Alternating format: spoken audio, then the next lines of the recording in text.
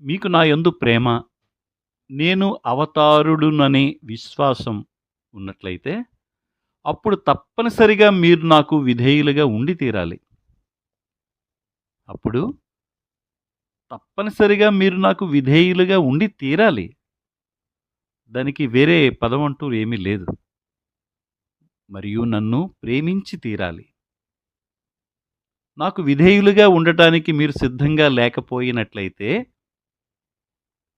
లేక మీకు అనుమానాలుండి, సంశయాలుండి, మీ ఇష్ట ప్రకారమే, మీ ఇష్ట ప్రకారం మీరు నడుచుకోవాలనుకుంటే, అప్పుడు మీరు నన్ను విడిచిపెట్టేయండి. విడిచిపెట్టేయాలి.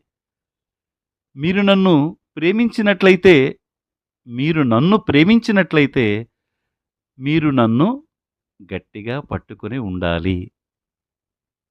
ఇది బాబా చెప్పారండి.